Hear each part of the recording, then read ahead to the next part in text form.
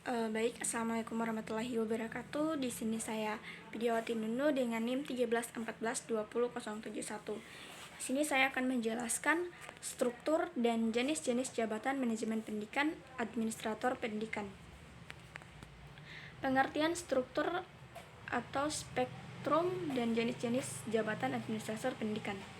Struktur atau spektrum jabatan dalam administrasi pendidikan merujuk pada hierarki atau tata kerja yang mengatur peran dan tanggung jawab para administrator pendidikan di berbagai tingkat dan bidang kerja.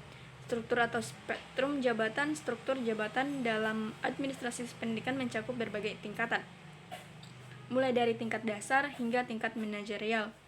Struktur ini membantu dalam mengatur peran, tanggung jawab, dan wewenang dalam sistem pendidikan. Biasanya semakin tinggi tingkat jabatan, semakin besar pula tanggung jawab dan wewenang. Jenis-jenis jabatan administrasi pendidikan, yaitu ada kepala sekolah atau kepala program, wakil kepala sekolah atau wakil dekan, kepala program studi, ketua dan jurusan, koordinator akademik, administrator keuangan, dan administrator sumber daya manusia. Pengertian jabatan struktural. Jabatan struktural merujuk pada posisi atau peran dalam suatu organisasi yang diatur berdasarkan struktur hierarki atau tata kerja yang telah ditetapkan dalam konteks administrasi publik atau sektor pemerintahan. Jabatan struktural mengacu pada jabatan-jabatan yang ditentukan oleh peraturan perundang-undangan atau kebijakan organisasi. Jabatan-jabatan ini memiliki tanggung jawab, kewenangan, dan wewenang yang ditetapkan secara formal dan biasanya membutuhkan persyaratan tertentu. Kemudian ada pengertian jabatan fungsional. Jabatan fungsional merujuk pada posisi atau peran dalam suatu organisasi yang berfokus pada fungsi atau keahlian khusus tertentu. Jabatan-jabatan fungsional ditentukan oleh kebutuhan organisasi dalam bidang-bidang spesifik, seperti keuangan, pemasaran, sumber daya manusia, teknologi informasi, dan lain sebagainya. Jabatan fungsional ini biasanya memiliki tanggung jawab yang terkait langsung dengan era fungsional tersebut.